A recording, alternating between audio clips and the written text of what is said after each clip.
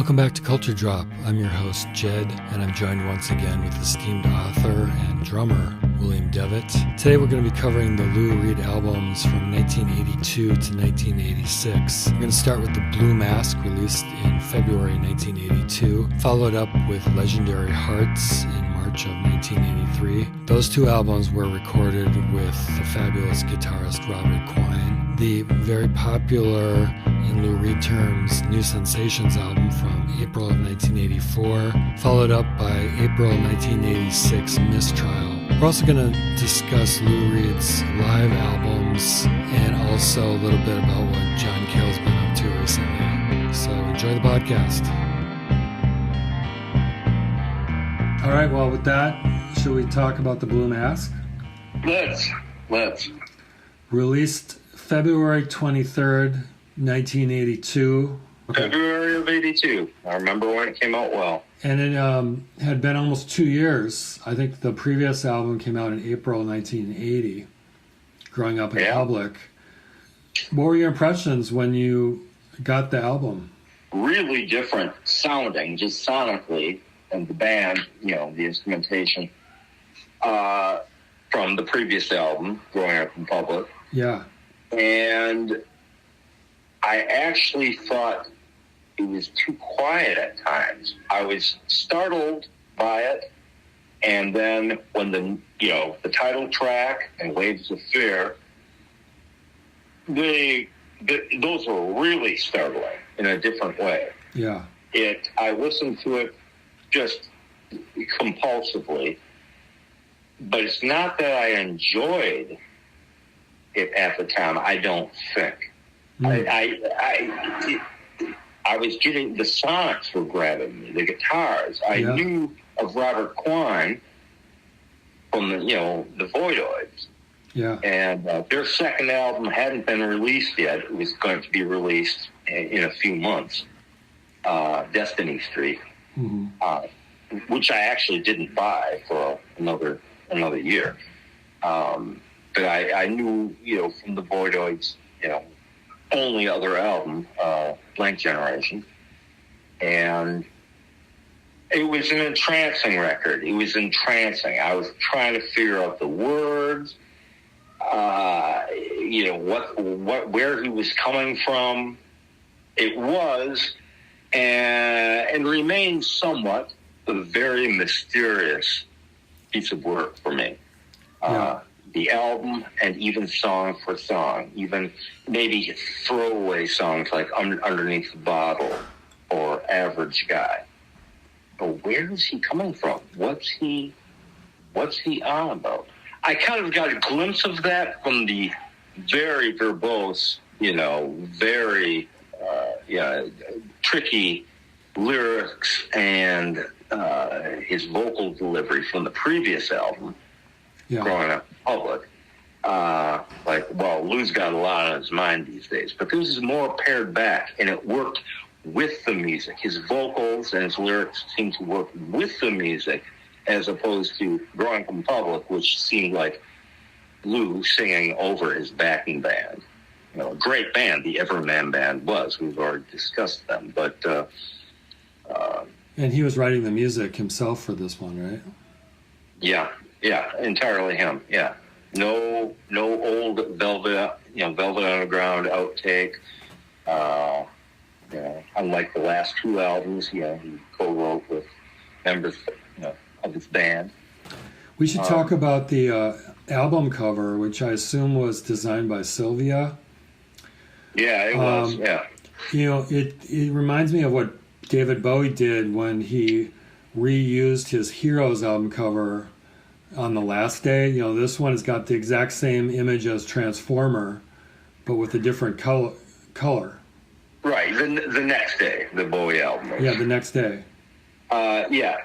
And there's something that you might notice. The font, his name, is exactly the same font as on the previous album, Growing Up in Public. Oh, that struck me at the time. That's something I would never notice, really, until... this. No, you're right. I'm looking at it right now. Yeah, and that struck me as is there a commonality here? Because musically, there's no commonality. Thematically, Right. there was a lot of commonality. And his vocals, I thought it was very strong vocals on the previous album, Growing Up in Public. Yeah. But musically, it was a whole different league. And it was and is. I think it was the Rolling Stone magazine review. I forget who the reviewer was. I think said that they opined that Lou's and Robert Quine's guitar playing mimicked and had the feel of human speech. Mm-hmm. That has stuck with me all these years, and I agree with that. I agreed with it then, even though I didn't fully understand the album and didn't really like it. I mean, I liked the noisy songs. I like the Blue Mass, the title track.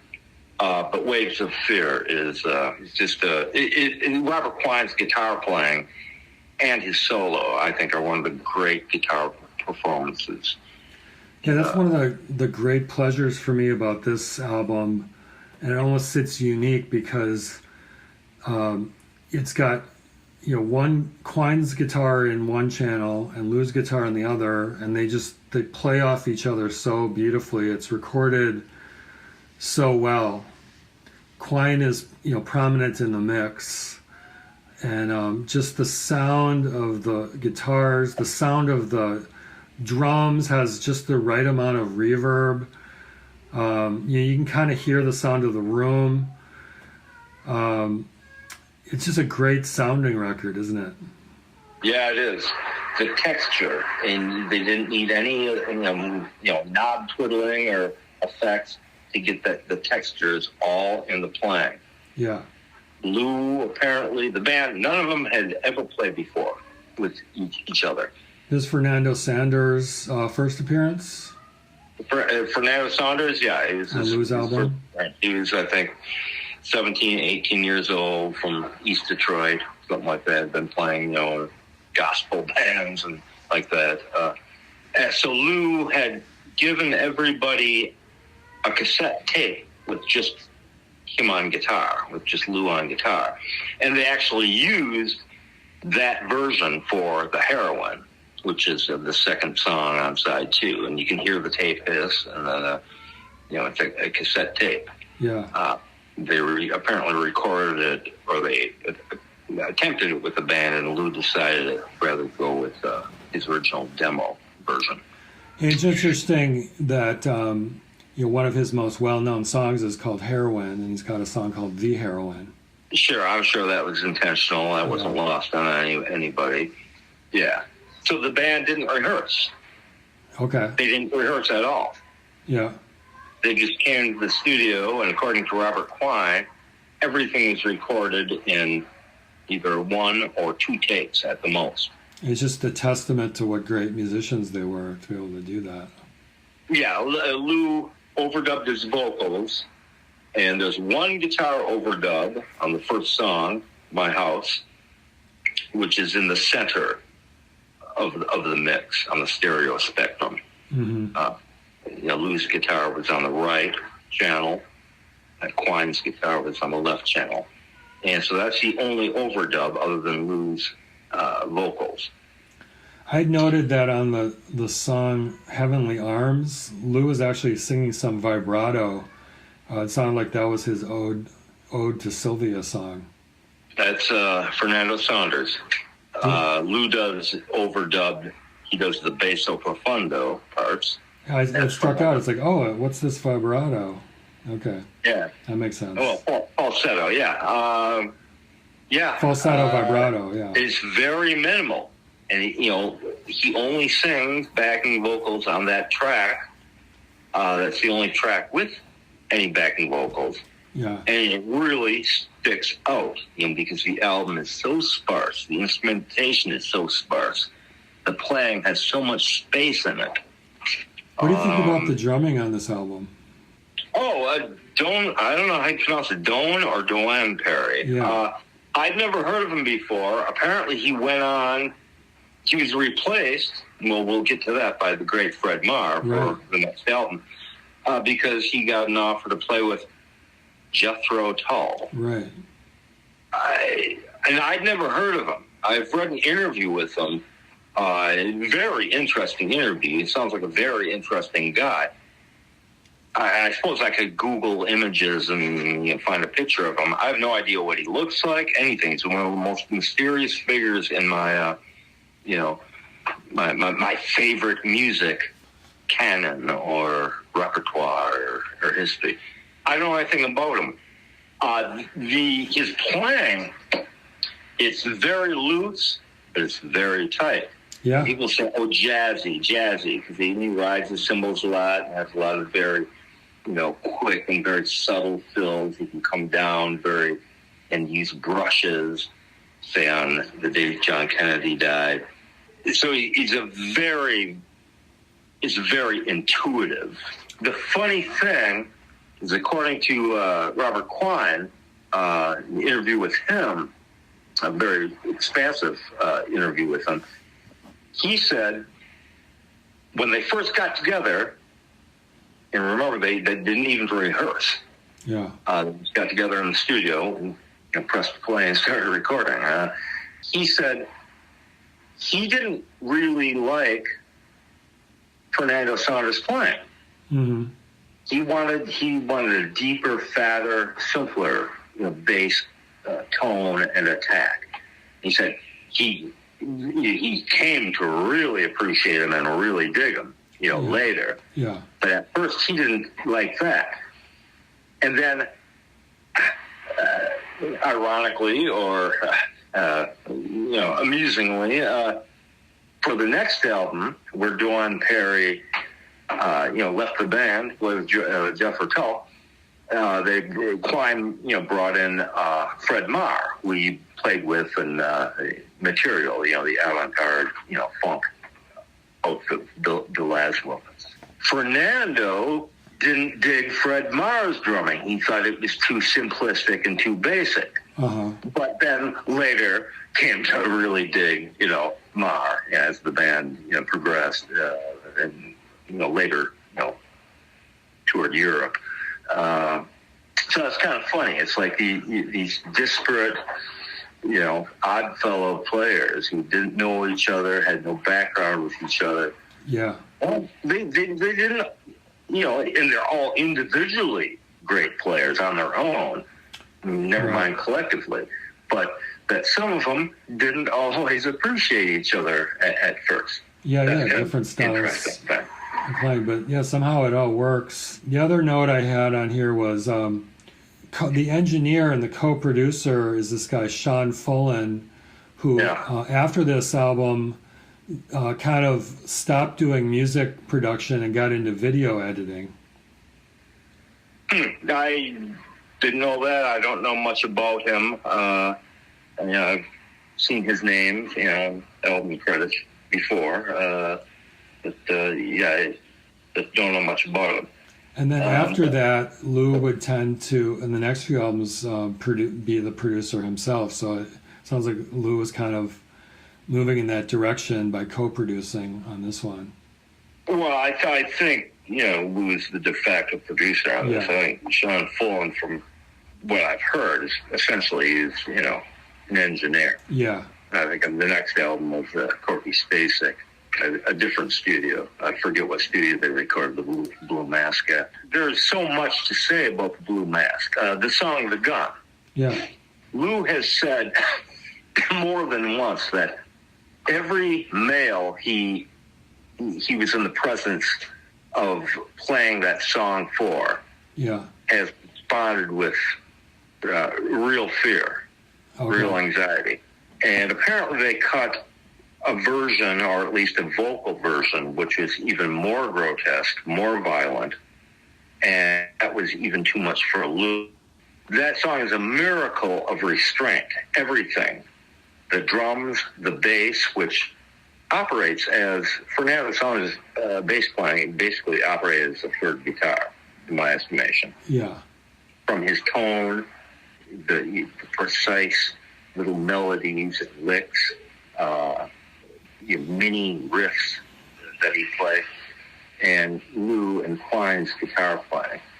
And of course, the theme of the song, the lyric, and Lou's vocal delivery. It's harrowing. That song's a big deal. Yeah. And it doesn't get any better on the next song, The Blue Mask, the title track, which people like to use superlatives and adjectives as howling. It does howl. Yeah, I had made some notes about that one, that the lyrics are brutal, as is the music. And the intro actually reminded me of U2's Bullet the Blue Sky a little bit. Well, they obviously, listen to Lou quite a bit. And there's crazy Quine guitar on this song.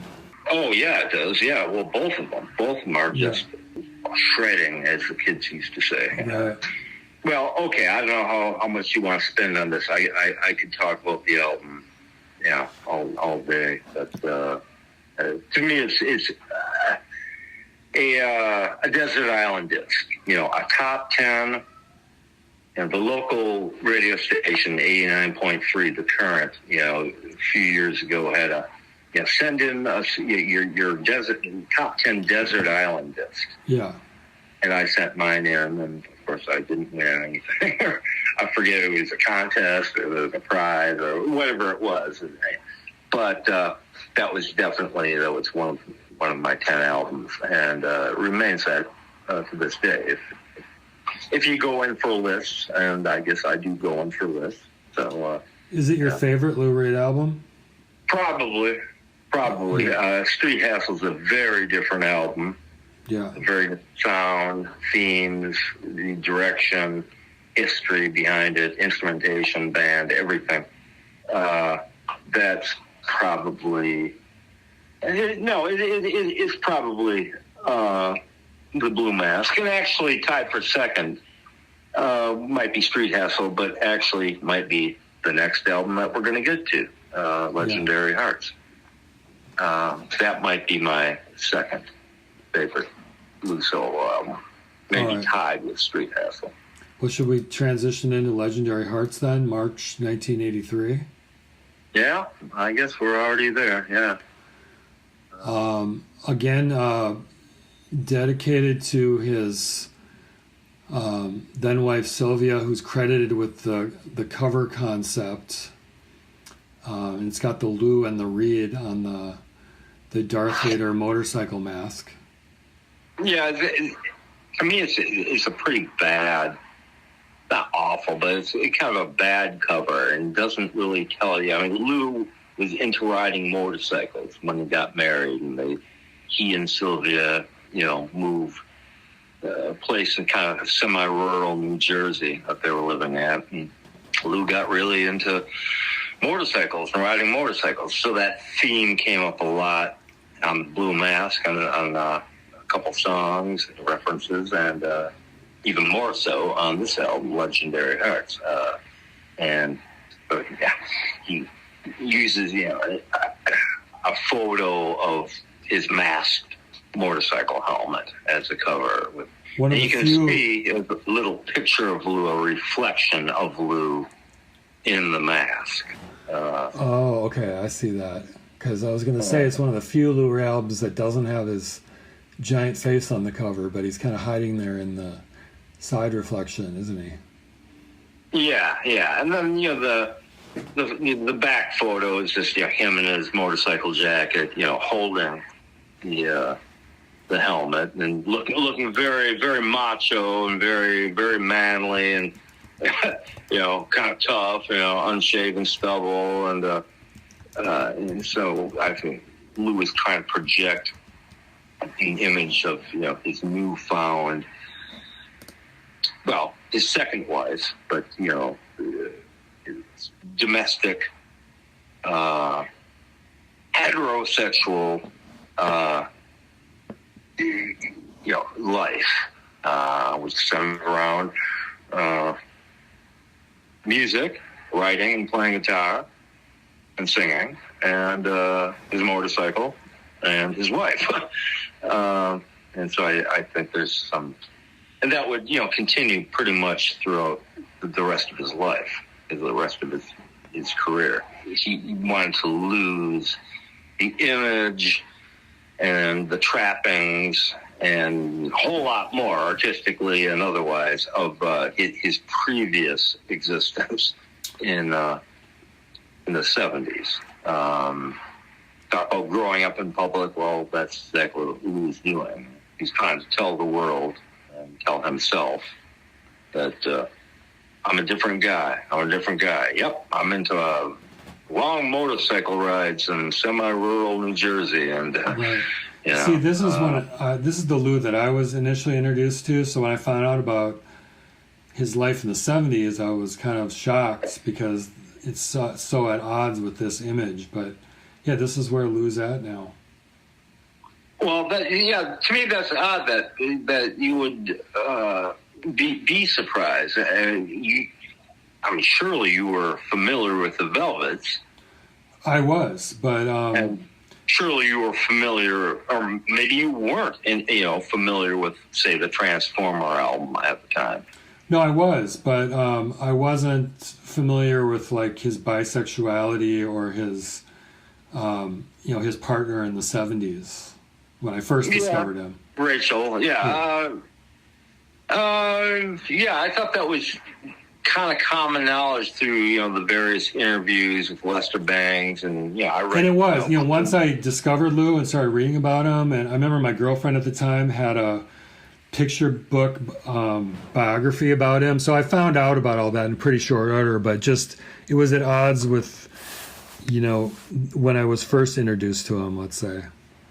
Yeah, well, he wasn't a theatrical person or dresser, or the vibe that he kind of gave off, say, like Bowie. And the other thing is, like, if you look at a picture of Lou from like 1964, and you look at a picture of Lou from like 1994 or 84, he pretty much always looked the same, with the exception of that very short hair period in the mid to early 70s, or when his hair was blonde, but that was relatively a short amount of time. He basically always just looked like Lou. Just like a guy. Just like an average guy. Went through a lot of musical changes, but his appearance always looked pretty similar. Yeah, pretty much, and even his manner of dress.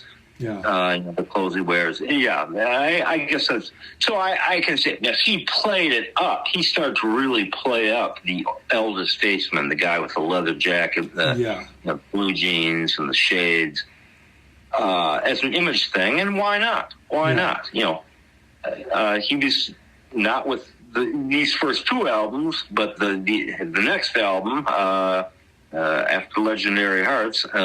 He was going to get some real big commercial success. The biggest commercial success he'd had in 10 years.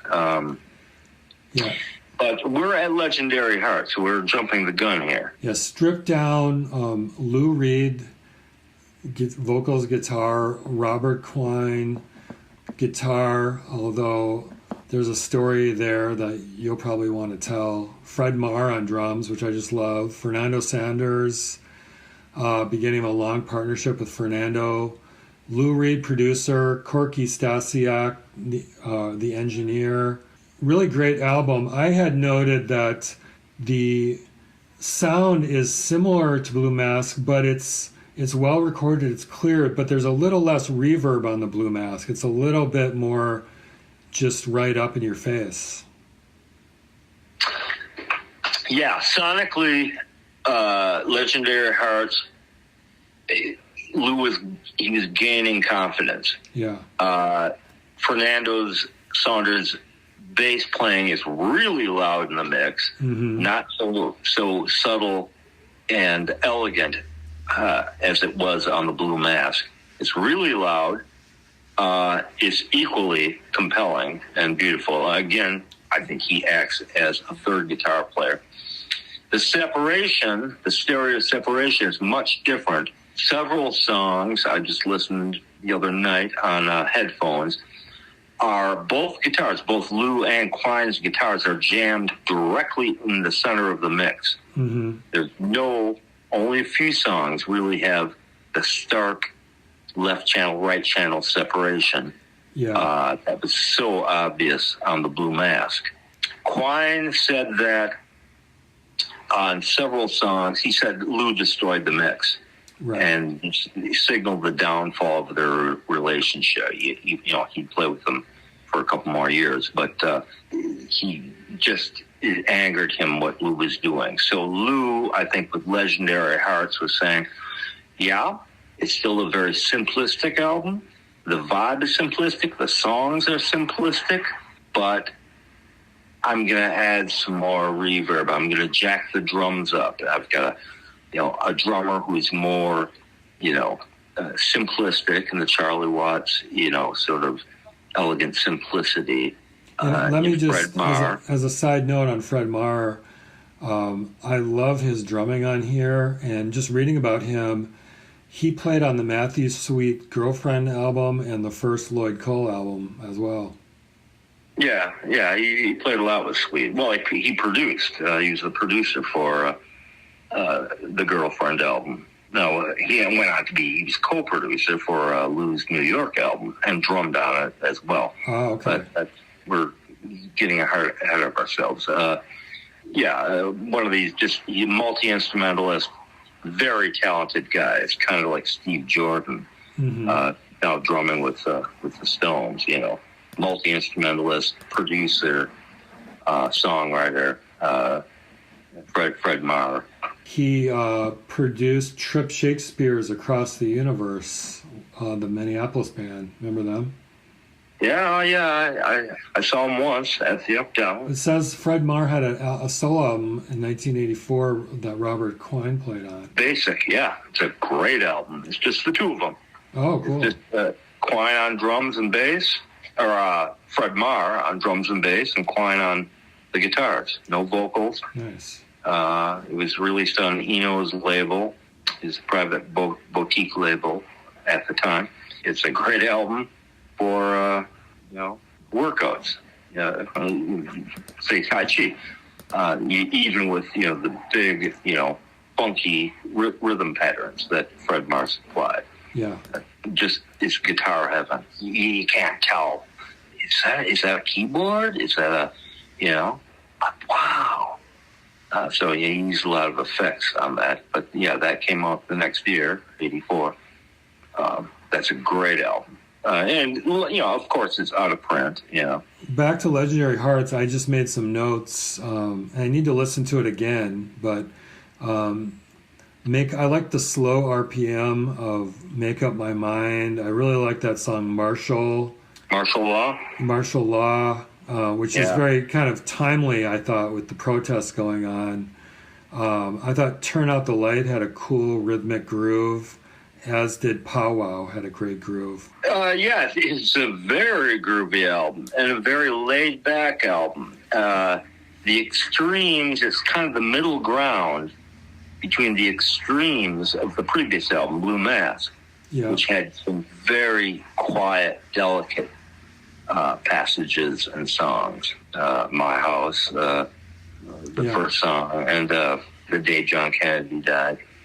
And, of course, just screaming propulsive pieces like, The Blue Mask and Waves of Fear. The song is a more middle ground tempos, not as extreme. Yeah. On Legendary Hearts. It kind of reflects maybe Lou, settling into his married, disciplined,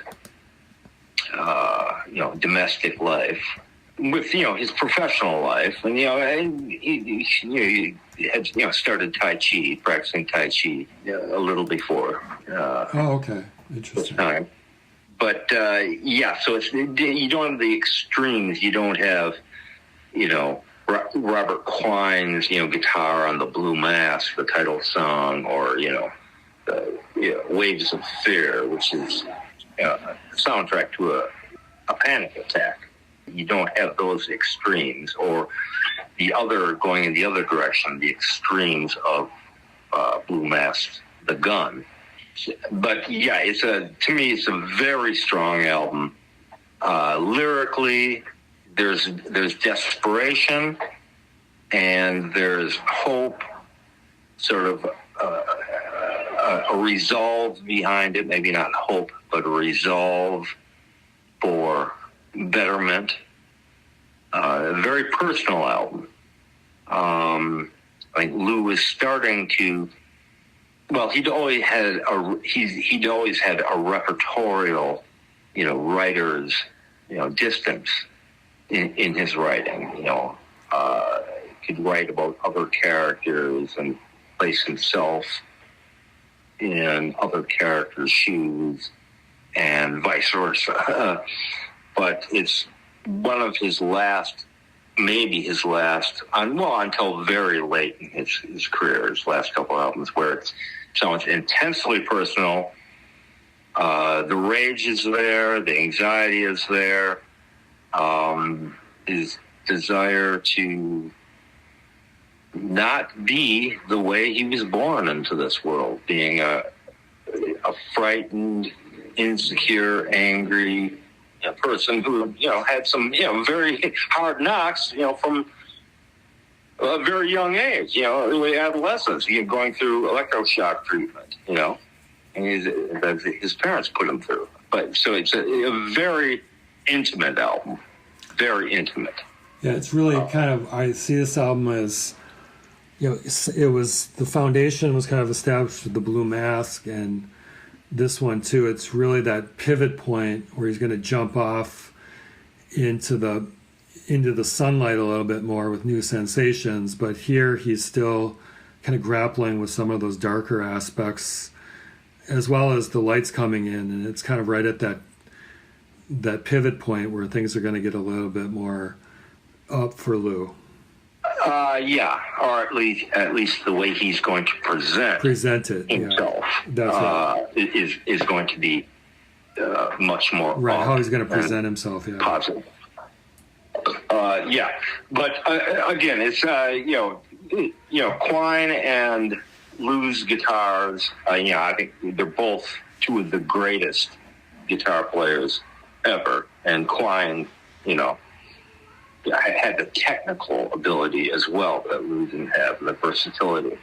But as far as distinctive guitar players, each of them individually are up there in top 10 for me, anyway. Both albums are some of the great guitar albums ever, I think. Maybe we should, before we talk about New Sensations, maybe we should talk a little bit about Live in Italy, which has Robert Quine on it. Obviously, they were able to reconcile enough to go out on the road together, make this pretty good live album, which it sounds like at the time was only issued in certain countries, a pretty low-key release when it first came out. Yeah, it was only released in Europe.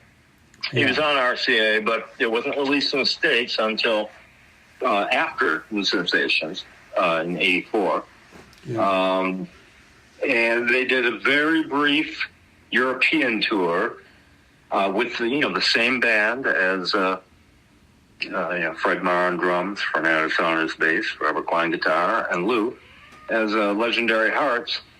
And it's taken from 2 nights in Italy, Rome and Verona. It was a double LP, and it's very raw, very raw. There's no overdubs or fixing tapes. Even at one point at the end of Sister Ray on the second disc, you hear the drums cut out of the main monitors for the 30 seconds or something as the song ends. And apparently there was some rioting going on. I think they played one of the Colosseum in Rome or Verona, one of the old Colosseums. And there's fans were rioting. They had riot police and tear gas and going on. Yeah, they played Verona and the ruins of Circus Maximus in Rome. And it was recorded using the Rolling Stones mobile unit. Yeah, it's a very raw recording. The bass and drums are mixed very low. They're very tinny sounding. So if you have a good stereo with an EQ, you'll want to jack up the low end, to get Fred Mars kick drum and Fernando's bass. Fernando had a very mid-rangey tone as it was at the time. Yeah, I really like Mars drumming on this album, and I really like on Sweet Jane. He really kind of locks down a groove. I really liked hearing Robert Quine play like Velvet Underground songs, and just the overall vibe of it, I really enjoyed it. Yeah, it's Lou's vocals. I don't know. He was getting into his shouty man phase, which would last for the rest of his life. Yeah. And he wanted to be Otis Redding. And sorry, Lou, but he sounds very kind of disinterested in the songs. The reason I think it's Lou's, well, along with Take No Prisoners from '78, which to me is a whole different kind of live album. It operates as sort of release, like studio artistic statement. I think this Live in Italy is Lou's finest live album.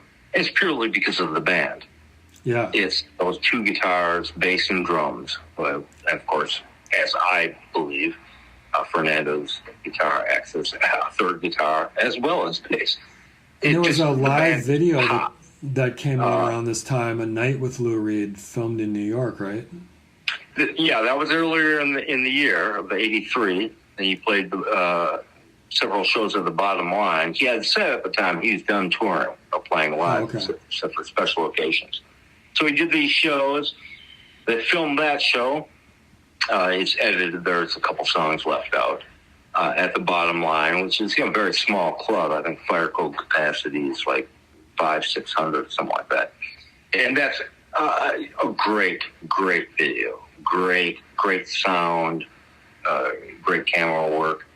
And it's that band, which to me is one of the great American rock and roll bands ever. Yeah. And so the short European tour took place after that. And, of course, the album wasn't released domestically and wasn't released after the next studio album, which we'll be getting to momentarily. But yeah, it's Live in Italy. If you can ignore Lou's kind of indifferent vocals and often shouting and just his voice, maybe it's shot from being on the road. And they only do 2 songs from the last 2 albums, 2 from the Blue Mask and 2 from Legendary Hearts, which is unfortunate. I would have liked to have heard them do much more new material, which they do a few more songs on the video, A Night with Lou Reed. But they do Waves of Fear on Live in Italy, well, also on A Night with Lou Reed. And it's, Quine's guitar playing, it's otherworldly. Yeah. It really does, like that Rolling Stone magazine reviewer, it really does sound like human speech. Mm-hmm. To me, it's up there with John Coltrane saxophone, tenor sax, whoever the great lead instrumentalist on whatever instrument that you may hold dear, and very different soloing from the album. Like Quine was just a freak. He was a freak. People talk about Hendrix, and Hendrix is a freak as well. And utterly brilliant. But Quine tended to play with artists that were more focused on the songwriting, the simple concept, compact song.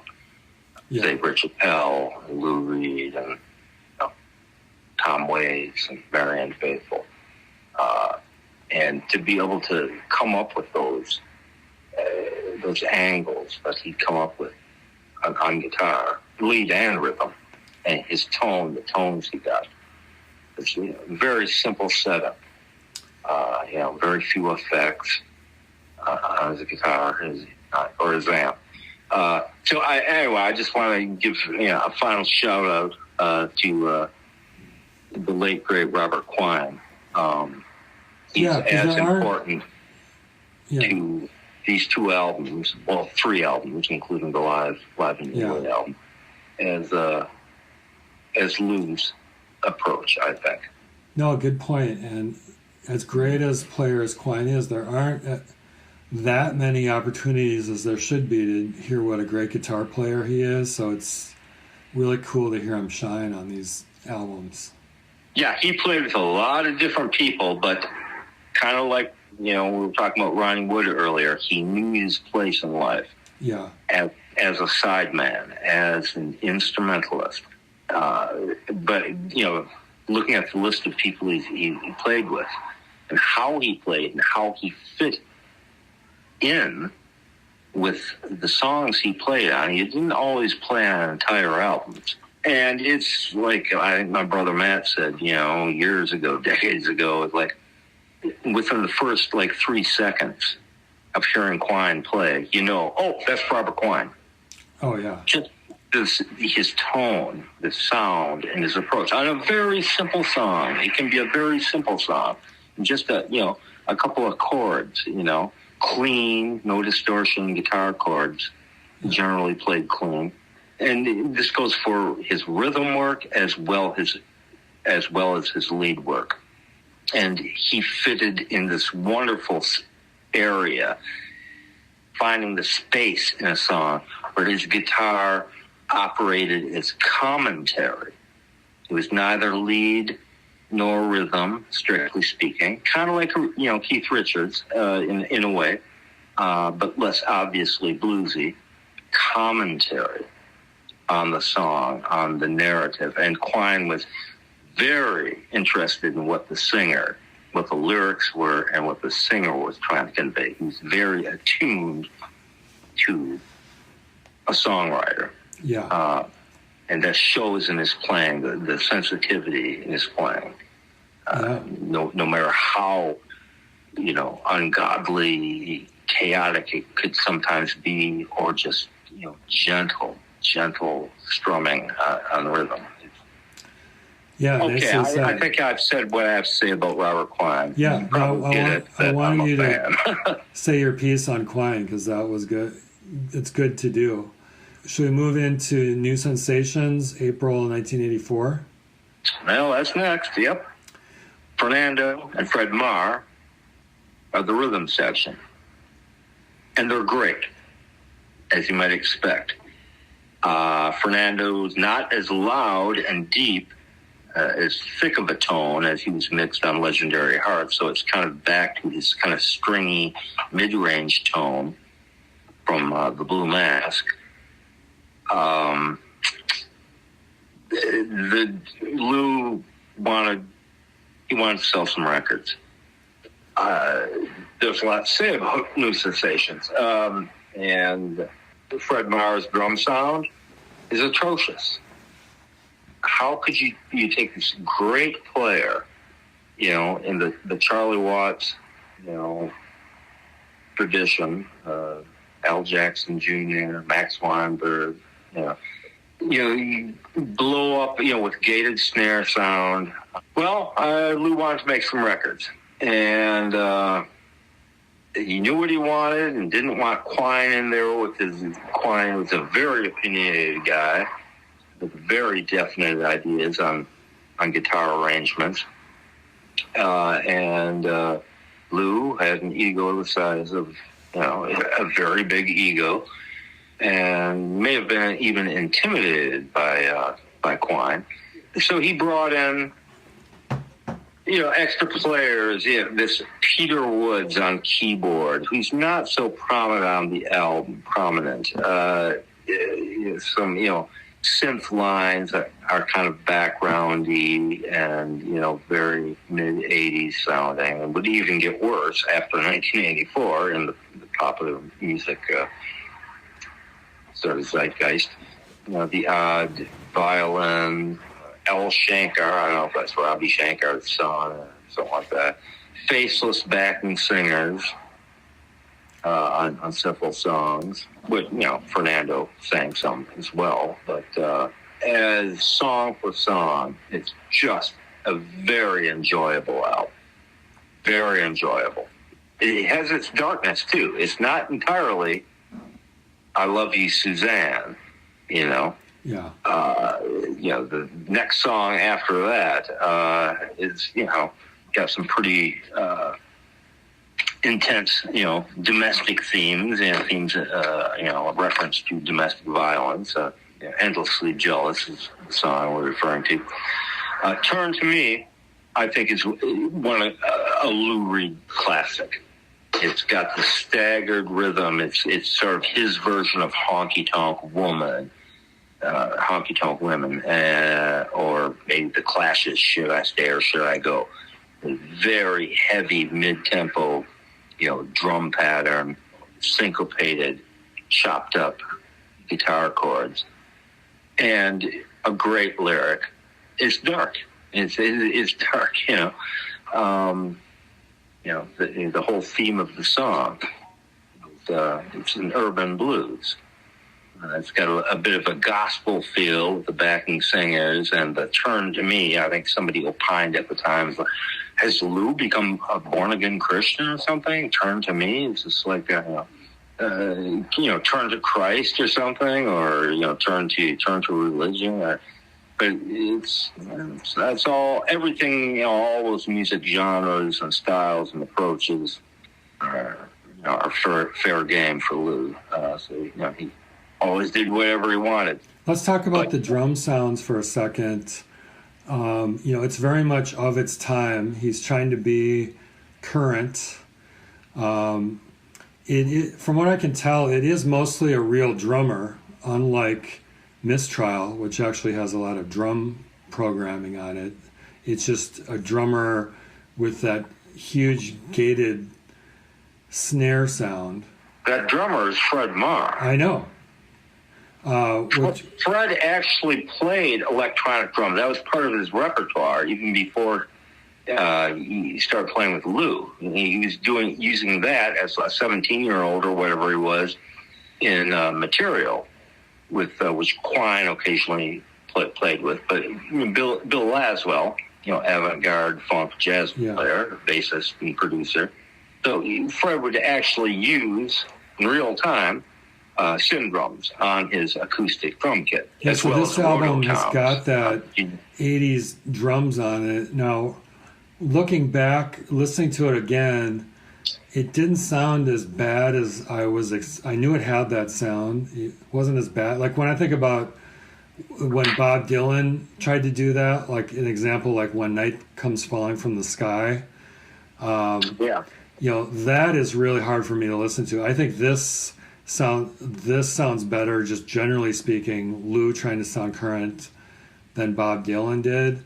Fred Marr, his great drumming still comes across. And the other thing that really struck me in this album is, since Lou played almost all of the guitars, with the exception of Fernando Saunders played a few rhythm guitars, is Lou is a great guitar player, and he does cool rhythm, he does cool riffs, and like that cool little melodic interlocking lines on the song "New Sensations." It's just really a pleasure to listen to Lou play guitar. He's a great guitar player. He's one of the greatest ever. His lead playing had a very melodic, almost nursery rhyme sensibility to it. Yeah, like "I Love You, Suzanne." Freak outs like "I Heard Her Call My Name," from the Velvet's second album, or "The Blue Mask," the title track. He could do that as well, but he very, very melodic. Think about the little lead lines he does in "I Love You, Suzanne." That's cool too. I thought, who's doing that? And that must be Lou. Yeah, it is. It's him on all the guitars, except for I think Fernando plays on. My friend George plays with him. It's just an entirely enjoyable album. Doesn't have the intensity of the Blue Mask or Legendary Hearts thematically, or even musically, the musical intensity. But it makes up for that with volume and loudness. And, really, Mars drumming, he doesn't really use electric drums on too many songs. Just looking at the track list here. Yeah. My red joystick, that's pretty much it. Everything else is just, gated snares and studio trickery. It's real live drumming. There's even a very slight mistake in Turn to Me, which is my favorite song on the album. It's being a billionth of a second off the beat on a downbeat. And we'd have to be sitting side by side to be able to, I pointed out, and you recognize it. It's it's not a mistake, it's just a millisecond of timing that Fernando and Fred Mars' kick drum didn't sync up perfectly like a computer. If it had been a drum machine, it would have been fine. It would have been fine and would have been the lesser for it. So, again, I'm a big fan of Fred Marr, his drumming and his sensibilities. So it's the sound that he got on the record is the one that is the aspect I'm critiquing. And the overall sound of the record in general is, I think John Jensen was the guy's name. He's an engineer. And Lou gave him, I think, co-production credits. Right. Lou knew where he wanted to be going. He had new vitamins, a new wife, a new outlook, new Tai Chi, discipline. I want to sell some records. The artistic comeback was the Blue Mask, and then followed by, to a slightly lesser extent, Legendary Hearts. So he knew, his artistic credibility was back. Lou actually did pay attention to what critics said about him. And, I think he took it very personally. And he was also trying to, be popular. Yesterday I watched rewatched the video for I Love You, Suzanne. Have you seen that? Yeah, sure.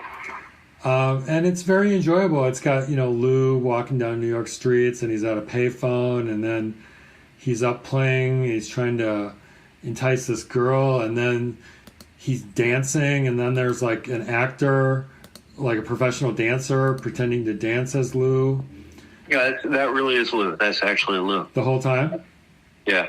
That's Lou doing the breakdancing, attempt, and that's Lou all the dancing. Lou can, much to my surprise, Lou's got some dancing chops, so that was enjoyable to see.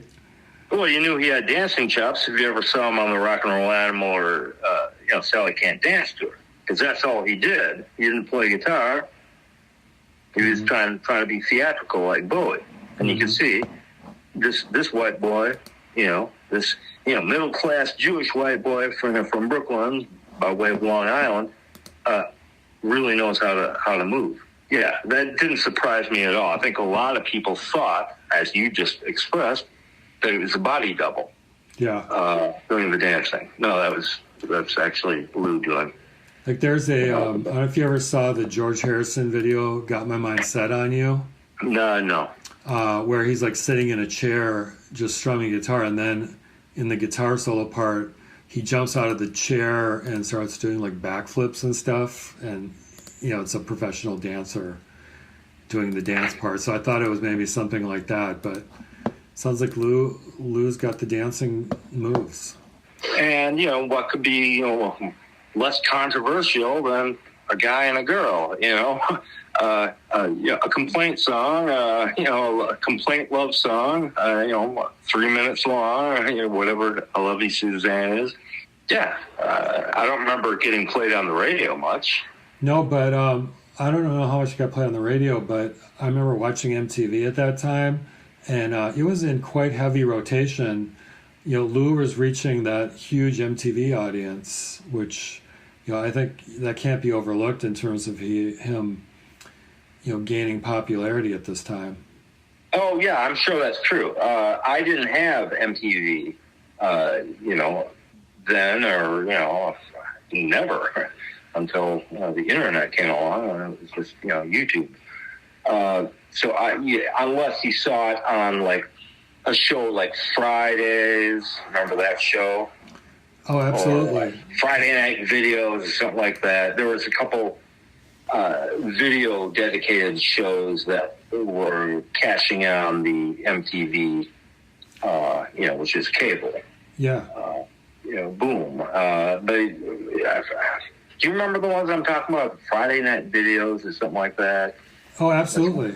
Yeah. It was on regular network TV. Yeah, it was on NBC. I remember David Sanborn had a show. I don't know if that was Fridays. And then also on Saturday nights, MTV used to play entire concerts, and they would play Lou Reed concerts more than once. And maybe it was that 83, was it at the Bottom Line concert? A Night with Lou Reed. Yeah. That's when we're talking about. I mean, there were shows like, Midnight Special and Don Kirshner's rock concert. And like Don Kirshner's rock concert, they play more, the act would play more than just 2 or 3 songs. Like, for growing up in public in 1980, Lou was on Don Kirshner's rock concert. And I just watched this, just the other day. Because, 4 songs from the new album. Lou thinking that he could sell America his new vision, I guess. And like 3 older ones, including Street Hassle, which, gets some, not editing, but Lou self-editing on it lyrically on a couple of things. There were things to be seen on broadcast TV that I'd see, and so I'd see videos occasionally. And it's always very interesting to see an artist that I really like doing a video, like, oh, yeah, check it out, calling people from the other room, check it out, Lou's on TV, or the Stones are on TV, or Springsteen, or U2, or whatever, on TV, all over the Clash, oh, wow. It's a big deal, because I didn't have MTV or cable, and I never lived in a place, that had it. I knew some friends who had it, but generally I hang around at a friend's house and we didn't watch TV, playing music or doing something else. Yeah, I can't remember if he did any other videos for that album, the New Sensations album, besides I Love You, Suzanne. And not that I'm aware of. Yeah. But he toured the album. He did the U.S. and Europe.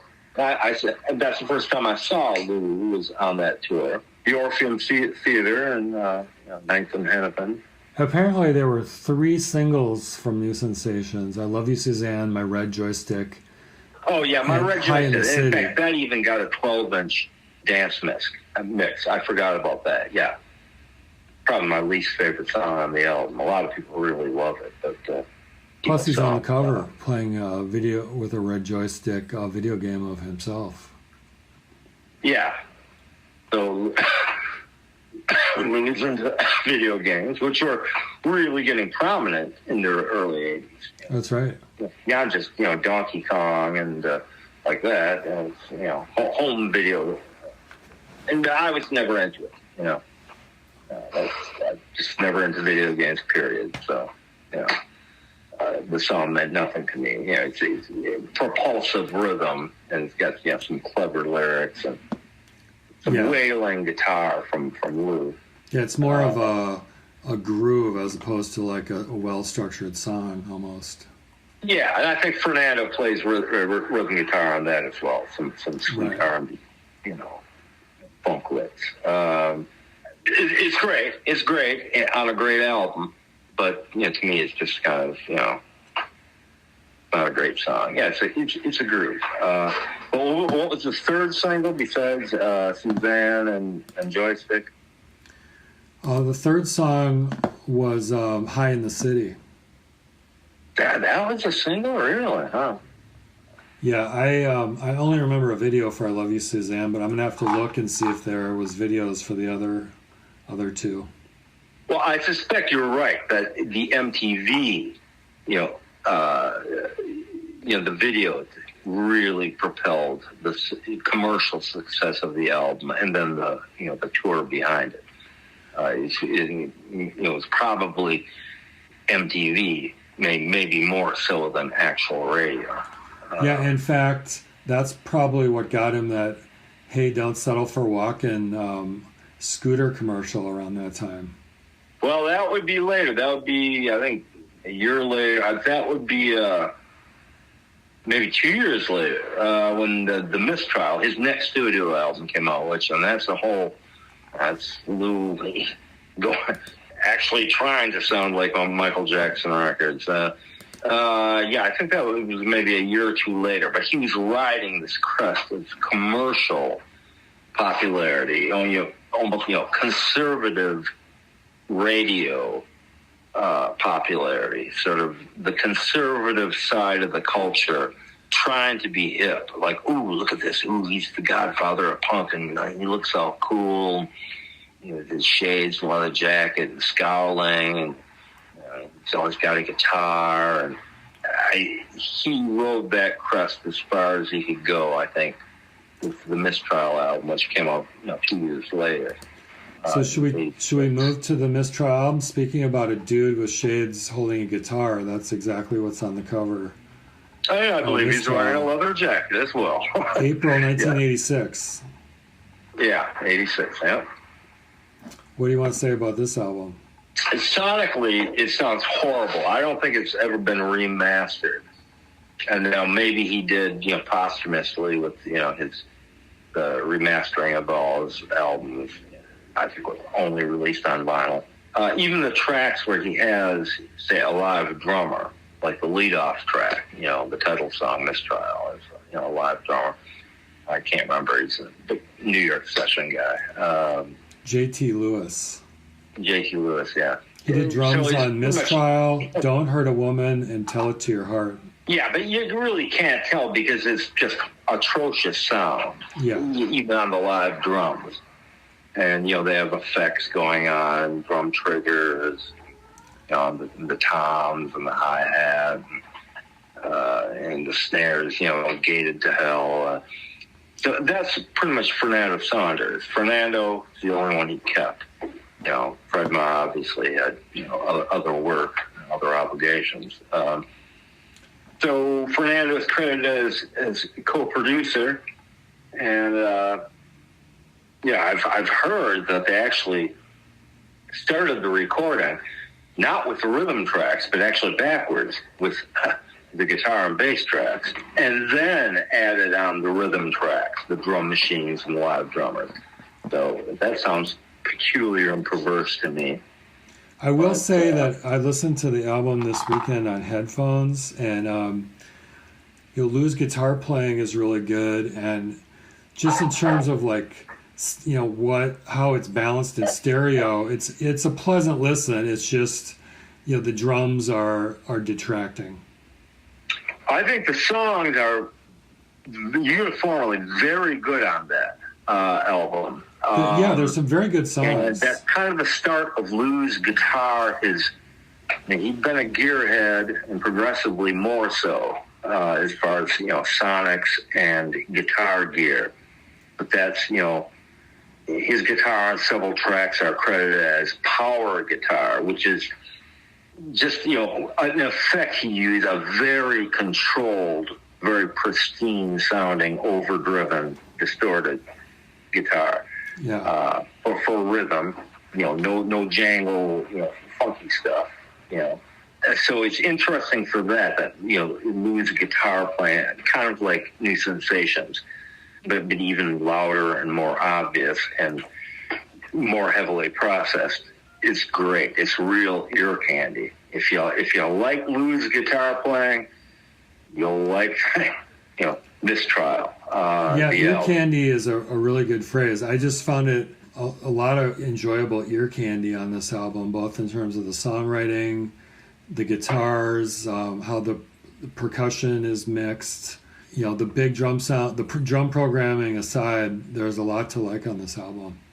I think the percussion sounds stupid and out of place. It's like they have a sample on keyboard, Mac sampler, Latin percussion, or whatever. I don't, even though I know it's real live percussionists. I think just the whole sound. There's a lot, tons of records from that era by artists and acts that I, really like or used to really like that have made, records with that kind of sound. And nowadays I almost can't listen to them, even though they might be great songs. I could. This was like when Bob Dylan came out with albums like Knocked Out Loaded was around this time. There was a lot of bad production floating around in 1986, 87. Really bad sound, Knocked Out Loaded, just awful. And there's, at least one Stone classic, Who are you talking about? Sam Shepard. Sam Shepard, yeah. Brownsville Girl. Just a horrible sound. Just horrible. It's just an assault to the ears. Like, wow, people wanted to hear that back then? Oh, there's all this new technology coming out, for recording, for, everything. And just everybody, wanted to, buy this stuff and, make it new. It's kind of, it's no different today, with the horrible sounding records today. The latest technology is just getting overused. And by people, I can't say should know better. But back then, even older artists like Lou or the Stones or Dylan, wanted a piece of it. Even Springsteen on the Born in the USA album. Right. Everybody wanted in on the action, just to see what they, what their considered songcraft and musicality could sound like with this,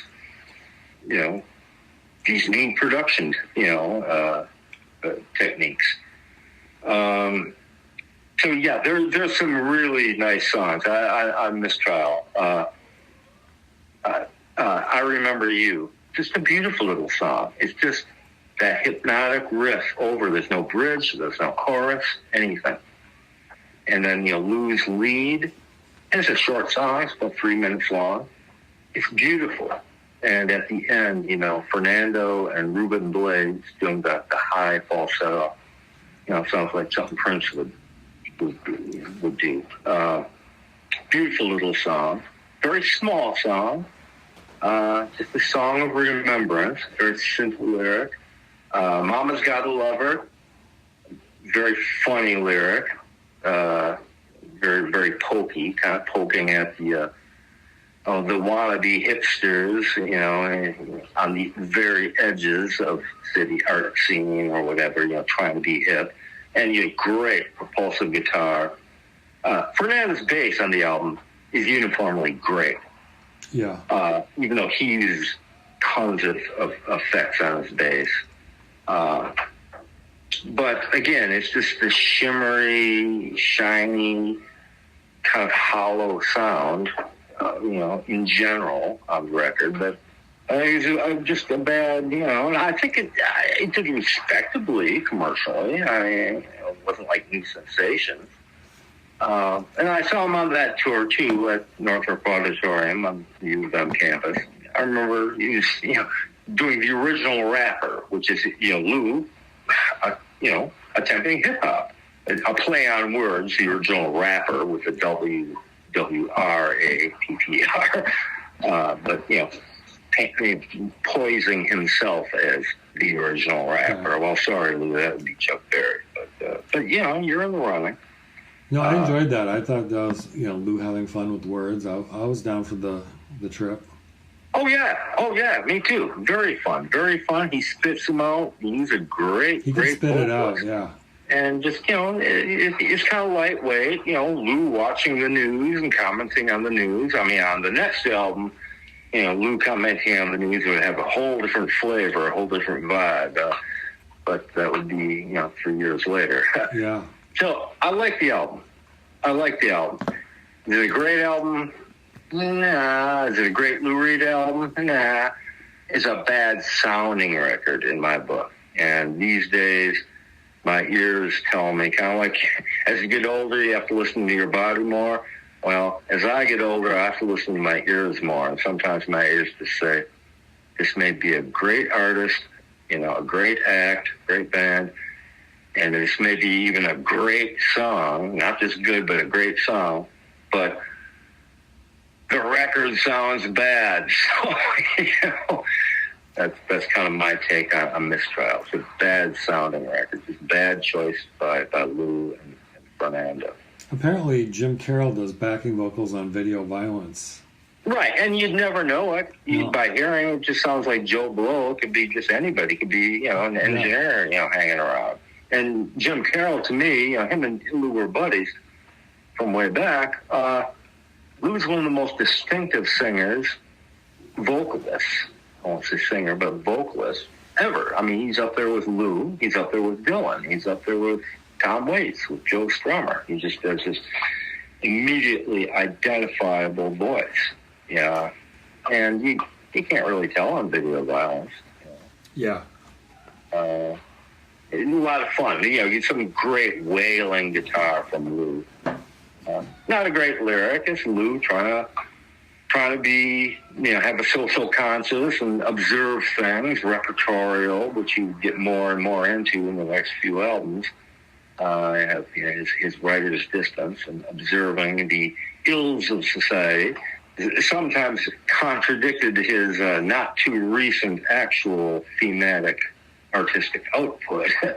It should be said. Lou, now you're suddenly down on drugs now. Oh, okay.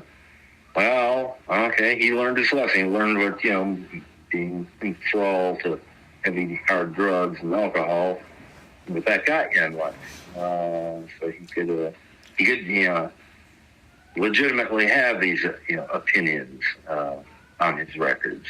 It's interesting when you look at his discography over the 80s, he was pretty prolific at the beginning of the 80s. Had a record in 80, 82.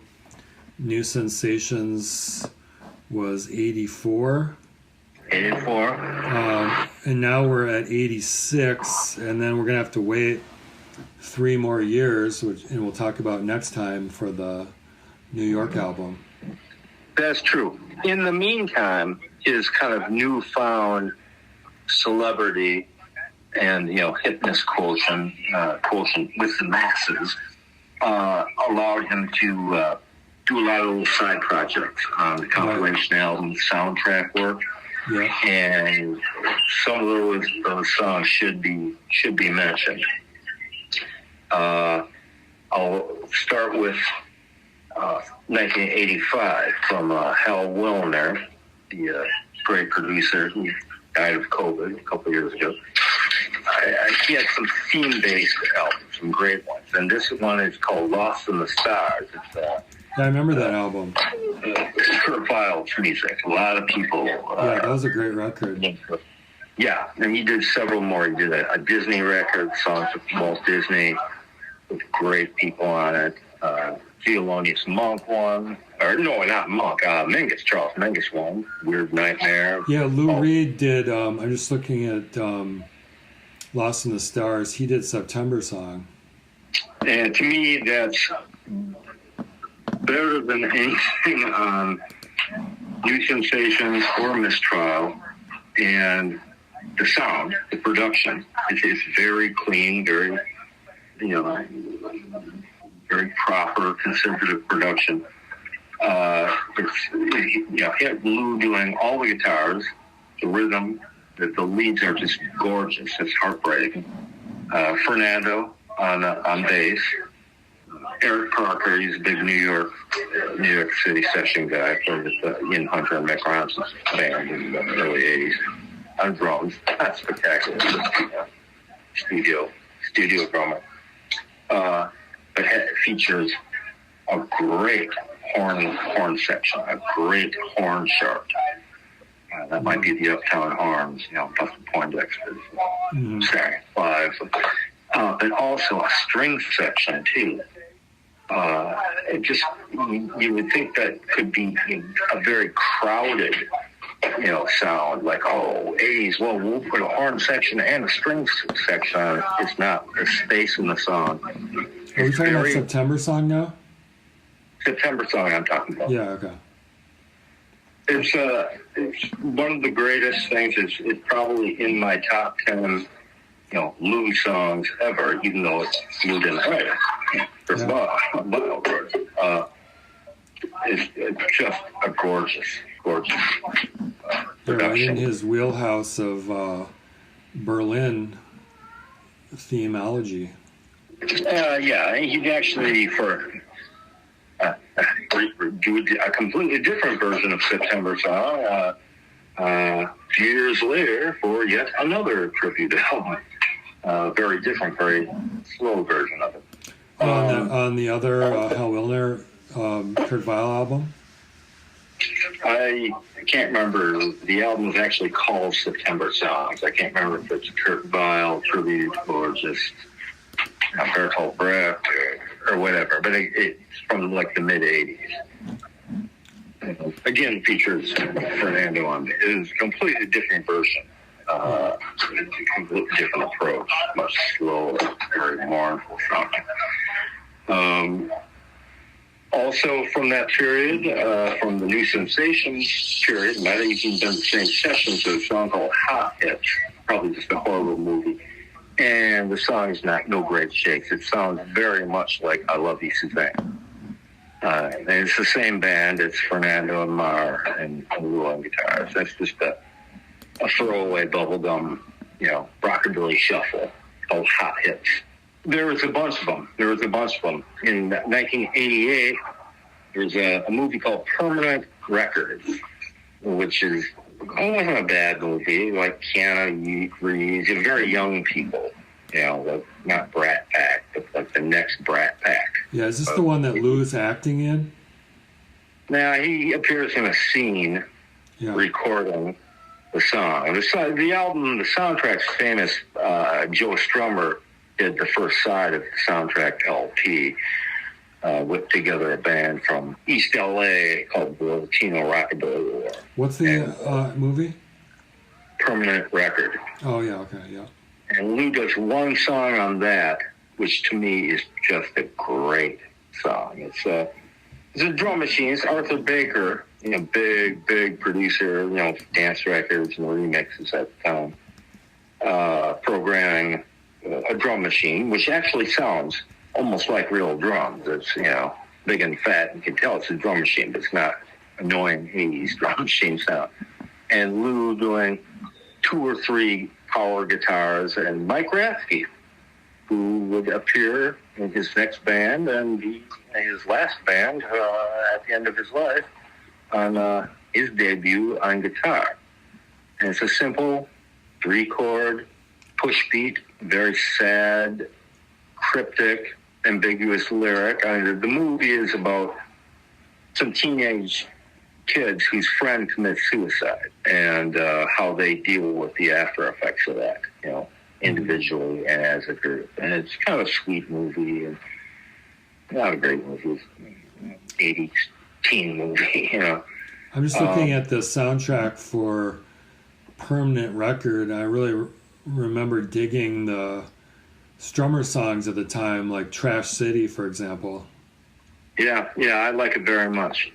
All 5 of them. Trash City's a great song, but very, very ragged and raw. Especially that was kind of the first solo stuff Joe had really done, Yeah. The Clash.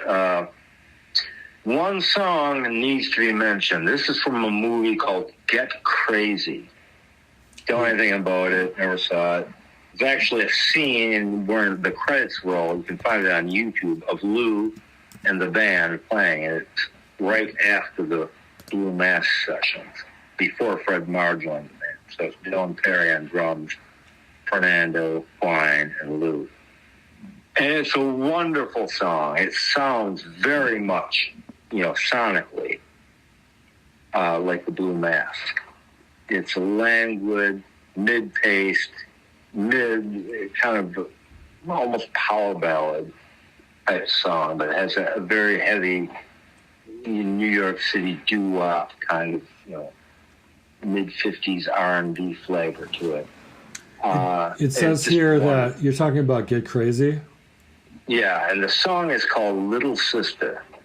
Well, it says here that in the movie, he's playing this character called Auden, who's supposed to be based on Bob Dylan, and he's in the movie, most of it in a cab ride, kind of practicing the lyrics he's going to come up with for improvising the lyrics for the song he intends to perform on stage. Oh, maybe. I don't think I ever saw the movie. It might have been, direct to video, VHS back. I think it came out in, 83. Right, that's right. I don't think I ever saw it, except for Lou's performance of the song as the credits roll at the end of the film. And Lou released it on his first box set from 91 or 92 called Between Thought and Expression. It's a CD box set, with a big box. Remember those? Yeah. Only 3 CDs. And very few outtakes. I think there's 6, maybe 7 outtakes on the entire box set, which just shows, the kind of control that Lou had over his music. He didn't have, reels of outtakes and alternative performances. No, he's famous for going in, hitting it, and quitting it. Going in and recording very fast. Yeah. Not editing his own work, not changing anything, just getting it down on tape and saying, that's it. That's the song. That's the record. That's the album. So it's Little Sister, the song I'm referring to from Get Crazy, was finally officially released. It was on vinyl. I had a vinyl, used vinyl copy from Cheapo Records. But on CD, it's only been released on the Between Thought and Expression box set. That's cool. I'll have to check out that song. Apparently, the director, Alan Arkush, also did Rock and Roll High School, but this movie was far less successful. Rock and Roll High School is fun, had a great soundtrack. The Ramones are funny in it. I have no interest in seeing the movie Get Crazy, but the song, it should have been, or could have been, on The Blue Mask, even though it has nothing to do. Supposedly, the song has nothing to do with the movie. The theme it's a love song to his younger sister. Bunny was her nickname, and he was always very close to her.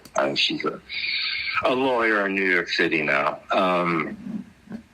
Did some interviews after Lou died. And it's a very sweet song, but just this gorgeous production. Quine on the left channel, Lou on the right channel. In the middle channel during the bridge, Quine does these little sweet, almost countryish licks.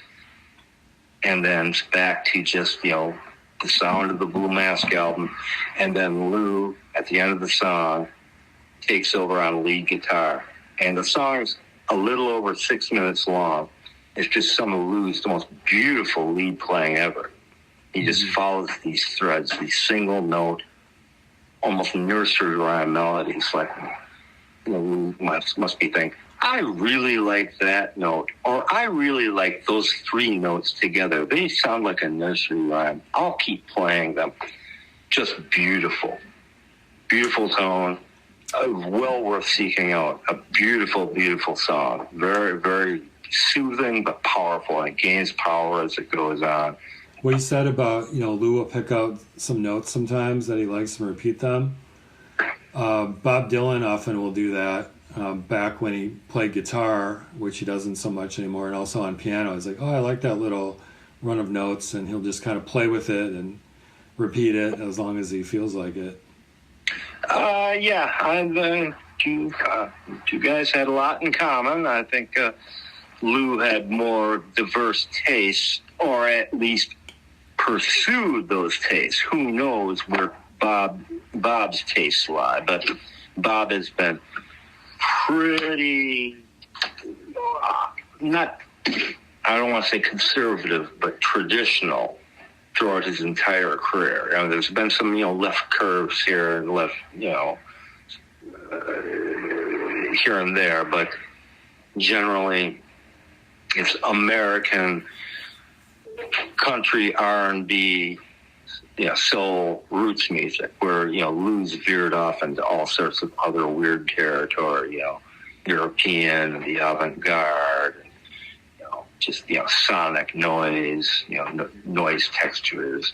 Speaking of unusual territory, we were talking last time, there's two different songs where he has like people talking, during the song. And one of them, I was re-listening to it, and it's really interesting because it sounds like for the track they released, they literally just have the song playing in the background along with people talking, and that was what they released as the song. Now, are you talking about Kicks from Coney Island Baby or All Through the Night from the Bells? I think I'm talking about All Through the Night. Okay, well, one of them, and I forget which one, it literally sounds like they're playing what they recorded, like through a boombox or through the monitors, and then they're talking in the room, and they're recording both together, and that was the song. Well, yeah, I think I know what you're talking about. It's more pronounced than All Through the Night, and I think that has to do with the true binaural approach. Yeah. Of the record. And it does sound like that. If you listen with headphones or say with surround sound 510, or DTS, say on a DVD player, which I've been using recently because my CD player died. It does sound like that. It's like they're almost playing along with the backing party track of people talking. And of course, they fade, voices and phrases and words pop in and out of the mix. To me, it's a wonderful track. I know you didn't like the Bells album, very much. I love it for its sound and its texture. Yeah, no, I like that song. I'm stating that as an example of kind of unusual creative ideas. Lou would go outside of the box much more than Dylan would, per se. Yeah, I think, Bob probably didn't. Well, I remember, Bob probably quit hard drugs a lot earlier than Lou. Bob was doing a lot of speed in the mid-'60s, when he went electric, Yeah, Bob seemed more of a dabbler, and of course he went through a family man phase earlier than Lou did. Right. And, he probably still, a heavy drinker and maybe some weed and like that. But he wasn't like, by 75, I just read this recently from a real source, not, Wikipedia or something, that Bob had invited, in 75, Lou to be on the Rolling Thunder review tour. Oh, really? That would have been amazing. And Lou wanted to do it, but had to turn it down because he's had all these lawsuits going. He's, getting sued, dropped by RC Records. This is right after Metal Machine Music came out. And I guess right before Coney Island Baby came out, the same year. It's kind of a rebirth for Lou. But yeah, well, how would that have been? I mean, think of all the crazy characters, Ginsberg, who I hate anyway, but Mick Ronson, and just, the totality of the Rolling Thunder Review presentation. Yes. Now, that's actually interesting you brought up lawsuits, because apparently Lou is incredibly litigious. No, I'm talking about 75, where he apparently had like 11 going or something like that with, his manager, not Steve Katz. Steve Katz was his manager's brother. Steve Katz was the guy who played in Earth, Wind and Fire, Blood, Sweat, and Tears. Dennis Katz was his manager. So he was suing his manager. His manager was suing him, calling the lawsuits. And this is in 75, and Lou was living in the Gramercy Park Hotel, not the Chelsea Hotel, which I think I said made because I think you're right, because I never heard of him living at the Chelsea. The Gramercy sounds more accurate. Yeah, and the RCA was footing the bill for him living there. That makes sense. Just, totally broke and disillusioned and, very, very stoned. Lou's dad he wasn't a lawyer. He was an accountant, a chartered, I think, public accountant. Unfortunate when that stuff, interferes with, those legalities, interfere with artistic expression. Yeah, it's just too bad he didn't play the Rolling Thunder Review. Well, that would have been interesting. What would he have done? Would he have played guitar? Would he have just done like one song or a couple songs like Joan Baez, or what would he have done? Did you see the Scorsese movie about that? Yeah, I've got it on DVD. Yeah, it's a Bob Dylan movie, as Marty calls it. By the way, Bob Dylan's movie.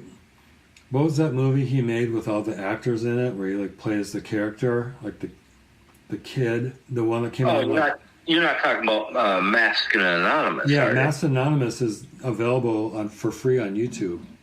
Well, I've got the DVD. I've had it since it came out. Yeah, I actually really like the movie. I love that movie. Yeah, it's wonderful. The soundtrack's wonderful. I've got that too. It's a great movie. And hey, it's got Jeff Bridges and John Goodman, reprising their Big Lebowski. Well, not their characters, but those two have great chemistry together, obviously. Yeah, it's based on like great little snippets of ideas Bob Dylan had written on scraps of paper. So the character is saying all kinds of interesting philosophical things, and I just dig it. Oh, me too. I mean, it's gibberish. It's all nonsense. And Bob knows it, and that's why Bob does it, because basically Bob has built his entire brilliant, wonderful career around gibberish and nonsense. Oh, exactly.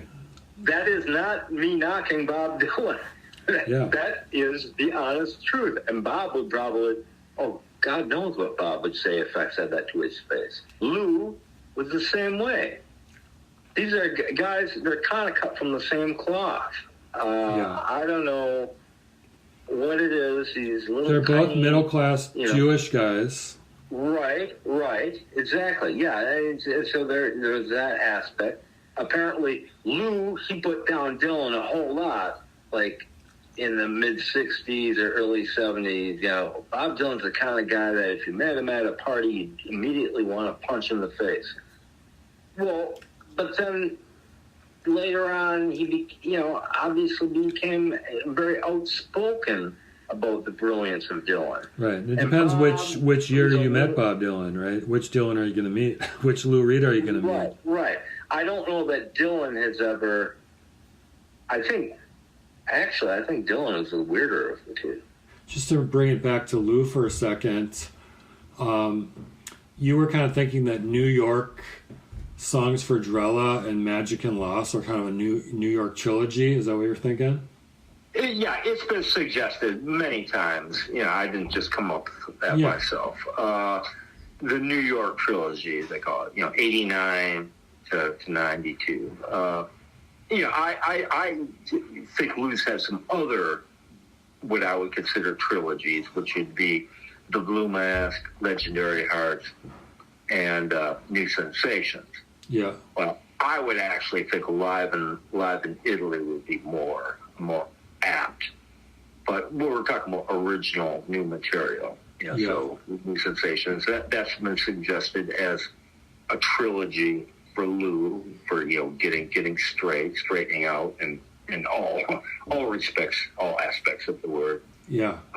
I would also consider the three binaural albums be sort of a trilogy. Street Half, the Live, Taking Prisoners, and The Bells.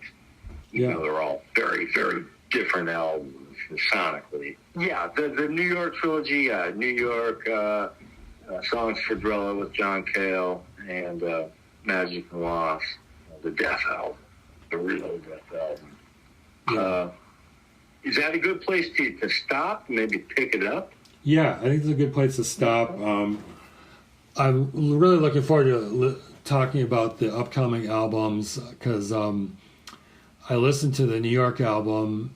New York, I wasn't sure how far we were going to go, so I was listening to that this weekend, and I was struck by how loud the vocals are, and I really like it. Yeah, I think it's dated itself a little bit just because it's so of the time, Yeah. But some of those characters have come back to haunt us. And when, Diaper Don was still a card-carrying Democrat, and, Right. completely had no social or political views, but anything. Yeah, he never has. He's dumb as a box of rocks. And I know. No, you shouldn't edit that part out. He is as dumb as a box of rocks, and evil too. Yeah.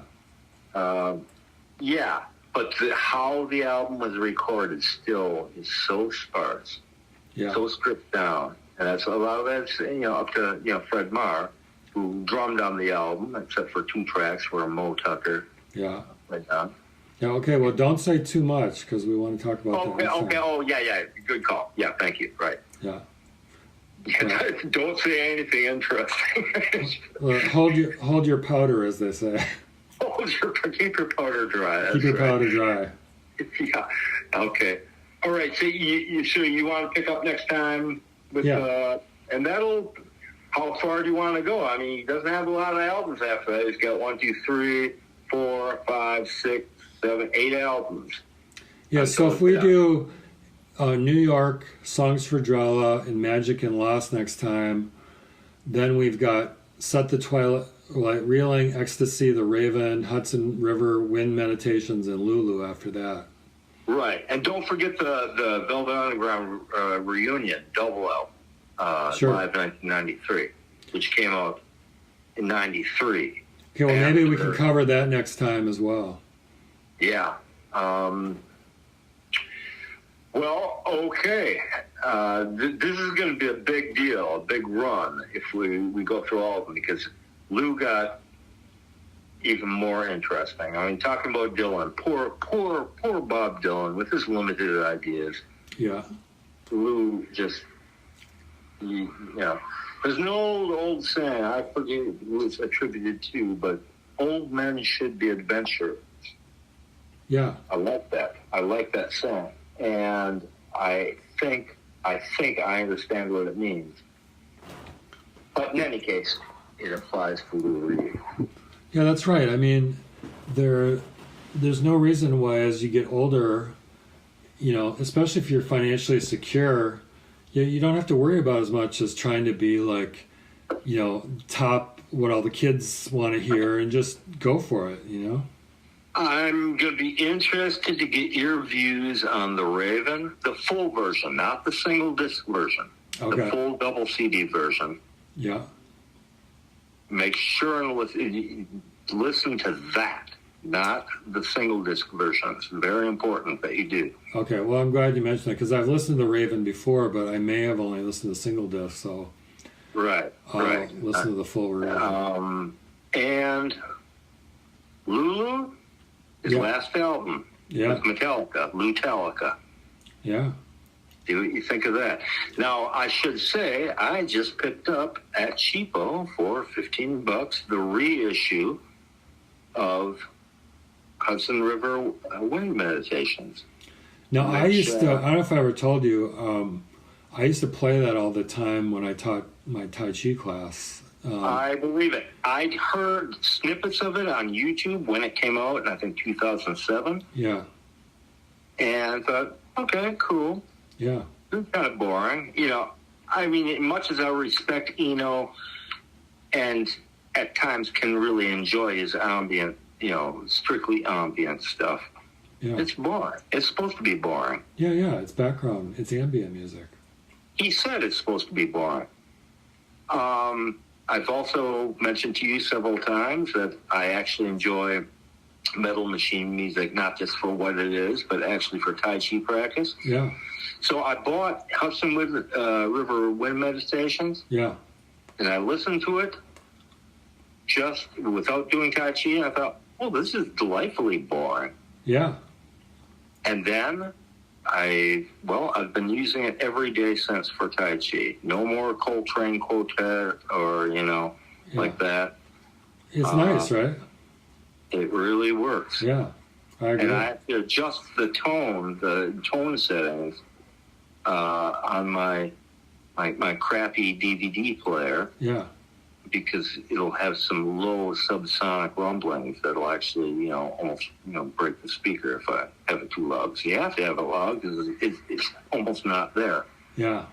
But you already know the album, so I guess we don't have to talk about it too much until we get to the podcast. So yeah, I don't have a lot interesting to say about it. And Lulu, I remember loving it, cranking it like really loud in my car. And I was down for the Lulu Metallica Lou train. I thought, Lou wants to rock hard. I'm down with this adventure. I haven't gone back and listened to it since, but I know I loved it, so I'm looking forward to listening to it again. I just got a new copy. I bought it when it came out, 2012 or 11. He did some videos, a professional show with Metallica in a small club in Germany, and watched those, and an interview as well with Lou and Metallica, and thought, it's wonderfully ugly and wonderfully hateful. He uses Metallica as an instrument. That's right. But the whole album, I shouldn't be saying that. We should wait until we, until we get to the reviewing. So I have a lot to say about it. I've been listening to it a lot. Just in the last 2 weeks. Okay, cool. I'll start listening to it too. Another thing I want to do before we drop off is there's several live albums, and I don't know if we want to talk about any of them in upcoming podcasts, but let me just run through the list. There's, in addition to what we've talked about already, there's Perfect Night live in London, 1998, American Poet, 2001, Animal Serenade, 2004, Le Bataclan 72, which I love. I've listened to that one a lot. That came out in 2004. The Stone issue 3 with John Zorn and Laurie Anderson, April 2008. Berlin live at St. Anne's Warehouse, 2008. Creation of the Universe, 2008. Thinking of Another Place, 2014. Waltzing Matilda and Alice Tully Hall, 2016. Some of those, a couple of my own. A couple are official or semi-official bootlegs. A couple of them, like the trio, Metal Machine Trio with Laurie and John Zorn, I've only seen snippets of because they actually performed at the Knitting Factory in New York City, live several times. I haven't heard the album. Some of them I used to have, Perfect Night, which was him doing an unplugged thing right after the Twilight Reeling album in 1995. Animal Serenade came out after The Raven when he toured that, and that's a weird album. That was a double CD. Even has Master Ren, his Tai Chi instructor, on a song, and all you can hear for several minutes is the sound of Ren's feet slapping floorboards of the stage at the Wilton Theater in LA. Funny. No drums. Just a couple of drum machines that Fernando programmed a few times on a few songs. So very stripped down, but also very loud. James Carpentoni on cello, Lou on guitar, Fernando on bass.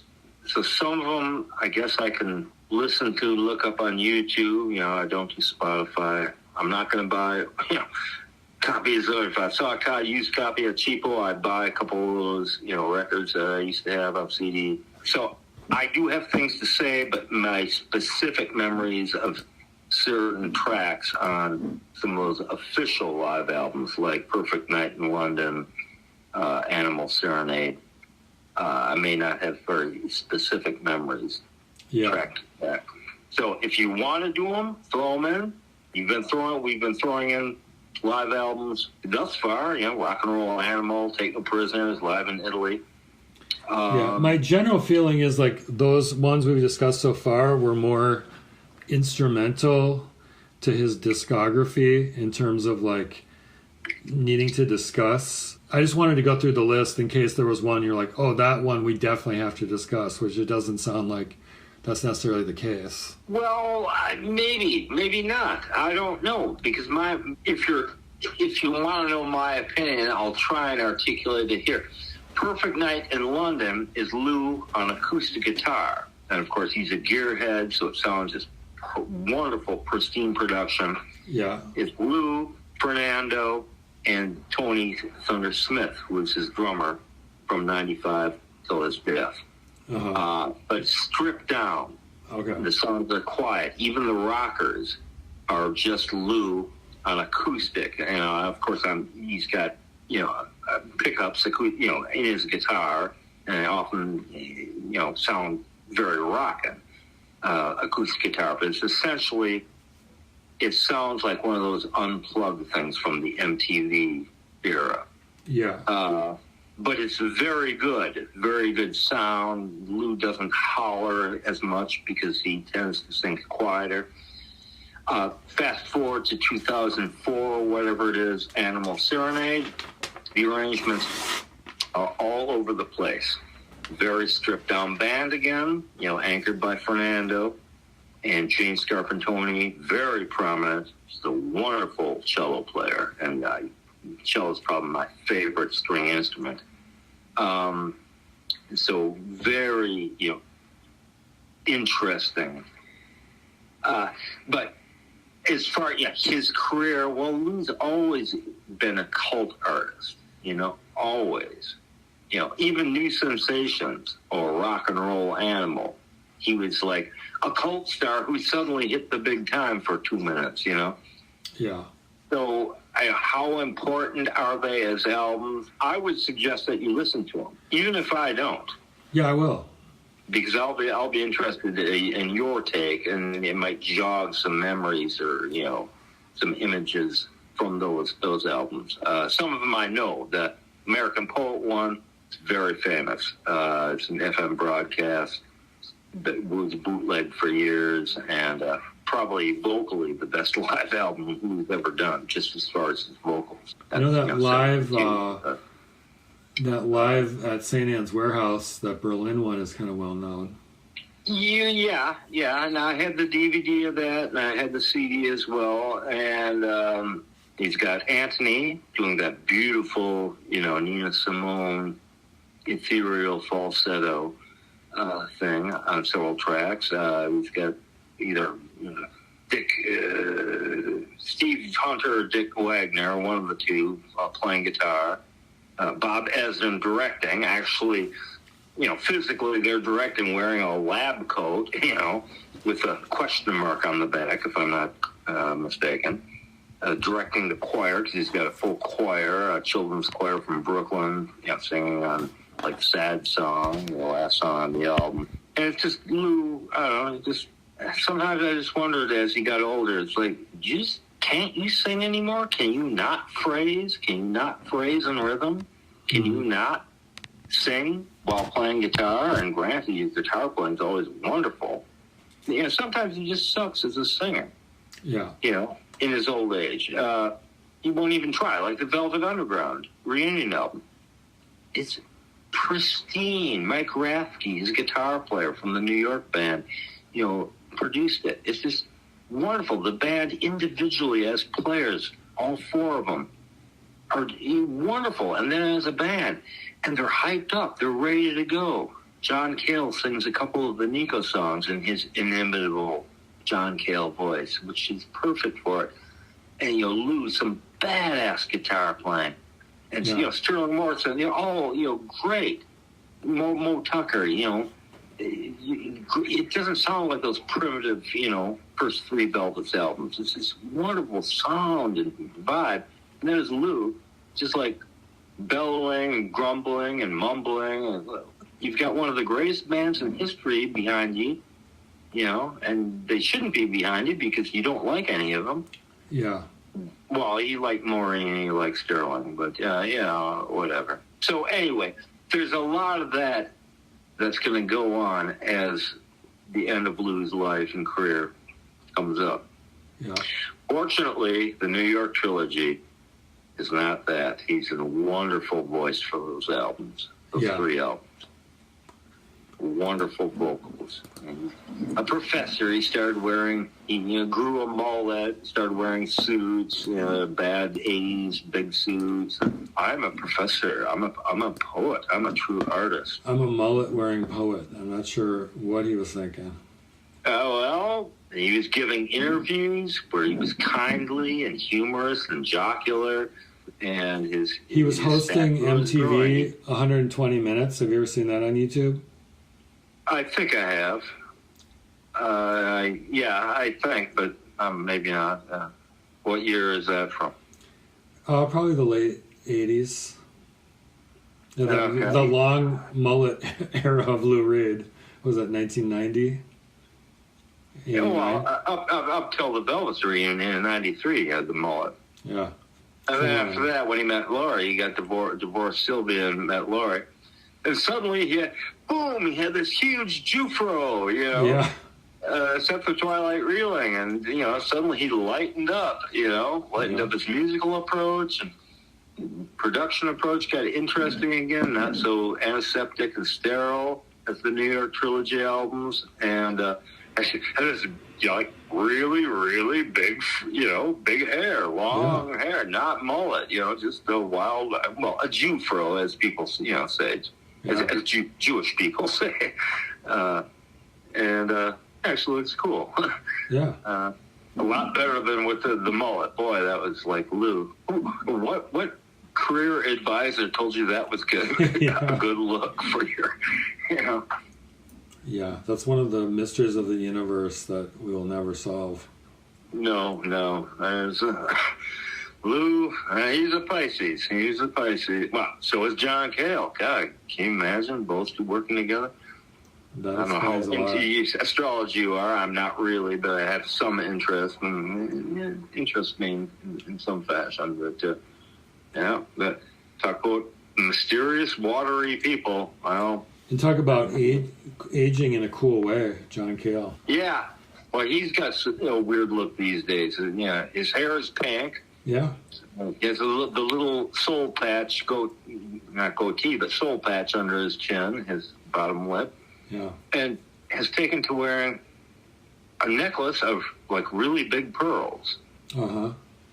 Like Harry Styles or somebody. What's up with that, John? You're 81 years old. Yeah. What do you got? John Cale still pushing the envelope. I guess. Oh, maybe he's back drinking and doing speed again. Who knows? Yeah, pushing some envelope. In general, he has aged very well, and he's still got that voice. There's a guy who could, you talk about, Al Green or Ray Charles or Otis Redding. Oh, they could sing the phone book and it would be great. Well, John could recite the phone book and it would be great. That's right. Yeah, he does The Gift on the Velvet Underground reunion album. Yeah. And he's playing bass as well. It's great. It's even more animated than, on the album. Which is essentially, it's an Edgar Allan Poe short story that Lou Reed wrote. It's screamingly funny, and it's horrible and disgusting, and everything. John doing it live. Whoa, said Marshall Bones. I must have nailed the damn thing. Yeah, he's still a great vocalist. Yeah, that Welsh accent. I love how he does it on the album, so I'm looking forward to hearing it on the live. Yeah, well, he still talks that way. It's like, dude, you've been living in the United States and New York City specifically, for 50, 60 years. What's with the Welsh accent, Yeah. Why don't you lose it? Why don't you, anything else? Or no, I think that's a wrap. I think we covered what we needed to, and we know what we're going to talk about next time. So I think we're good to go. Yeah, we'll pick up with the New York album, 1989, and go as far as you want to go. That about wraps up our Lou Reed podcast covering the albums from 1982's The Blue Mask through 1986's Mistrial. Join us next time when we'll be covering Lou Reed's New York trilogy, which includes the New York albums, Songs for Drella, and Magic and Loss. We also may get to the 1993 Velvet Underground Reunion Live album. Thanks for listening. We'll catch you next time.